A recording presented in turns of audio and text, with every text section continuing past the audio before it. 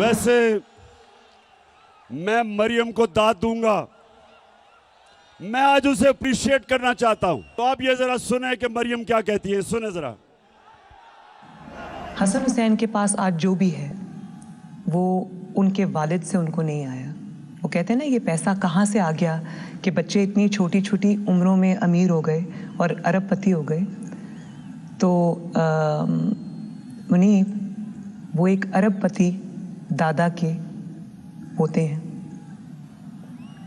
उस अरबपति दादा के पोते हैं जो 1960s और 70s में पाकिस्तान का अमीर तरीन इंसान था। ये जो एसेट्स हैं, ये जो बिजनेस के लिए पैसा है, ये सारा दादा से डायरेक्टली बच्चों को ट्रांसफर हुआ। सुन लिया, ये सुन लिया।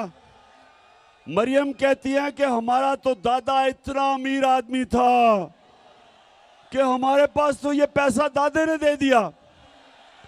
अच्छा, अब दादे ने दे दिया तो दादे का जो बेटा शहबाज शरीफ था वो ये क्या कहता है? मेरा खानदान मेरे खानदान को 22 खानदानों में शुमार नहीं होता था। मुझे इसके ऊपर बाइस फख्र है कि मेरे वालिद का ताल्लुक एक गरीब किसान के घराने से था, हिंदुस्तान से। वो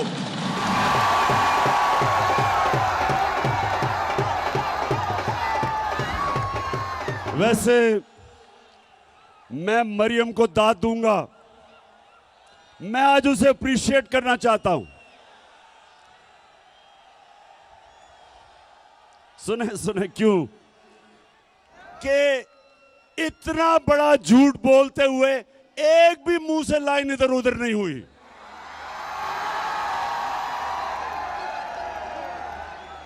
यानी झूठों का बादशाह बना, इतने सीधे मुंह से मेरा तो दादा बड़ा अमीर आदमी था। वो या तो दादा कोई और था या शहबाज शरीफ। वो शहबाज शरीफ कहता है मेरा बाप गरीब आदमी था, वो कहती है मेरा दादा अरबपति था। अब ये मैं आपको क्यों दिखा रहा हूं? ये इसलिए दिखा रहा हूं मेरी कौम आप समझ जाओ कि 30 साल से आपके मुल्क को लूटा जा रहा है। दूसरी तरफ आ जाओ, आसिफ जरदारी। अब आसिफ जरदारी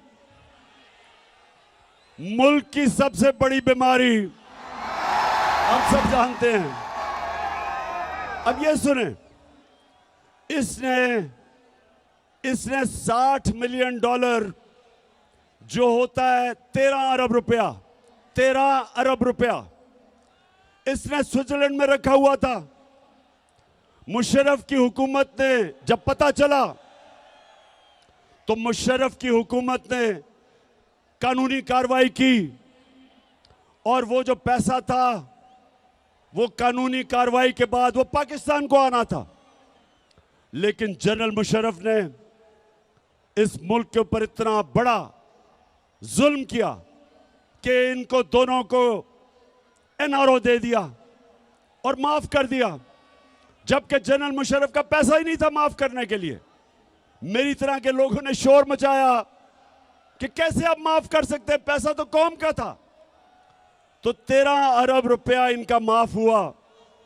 अब ये जरदारी डर गया, इसने एम्बेसडर को भिजवाया, बर्तानिया से एम्बेसडर को स्विट्जरलैंड भिजवाया, ये तब प्रेसिडेंट था, और इसने वो सारे सबूत खत्म किए।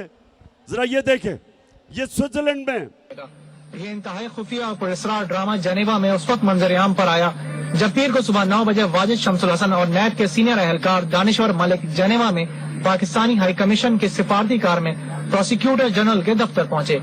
जराये के मुताबिक प्रोसिक्यूटर जनरल कई घंटों तक पाकिस्तानी हाई कमिश्नर और नैब के एहलकार को ये दस्तावेजात देने से मना करते रहे, क्योंकि इन दस्तावेजात को पाकिस्तानी सिफारत खाने की जानिब से कोई बाज़ाब्ता तौर पर वसूल नहीं कर रहा था।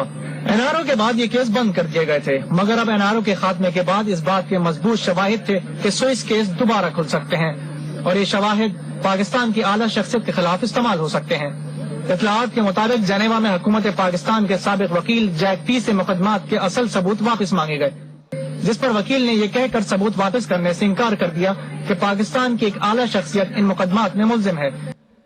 तो ये जब ये एनआरओ मिला बरतानिया से, जरदारी ने एम्बेसडर को भेजा, तब ये सदर था, वो जिनीवा गया, उसने सारे सबूत जो आप देख रहे थे, सारे सबूत उठा के, और 13 अरब रुपया जो कौम का चोरी हुआ था वो सारे सबूत खत्म कर दिए।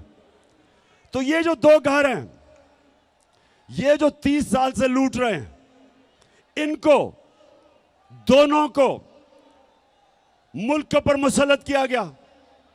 और ये जो 2 घर हैं, ये पाकिस्तानियों गौर से सुन लें, ये 20 साल एक दूसरे को चोर कहते रहे। 20 साल जरदारी कहता था नवाज शरीफ चोर है, और नवाज शरीफ कहता था जरदारी करप्ट है। 20 साल। और जब तहरीक इंसाफ की सुनामी आई, दोनों इकट्ठे हो गए, दोनों चोर मिल गए, और अब इनको हमारे ऊपर मुसल्लत किया गया।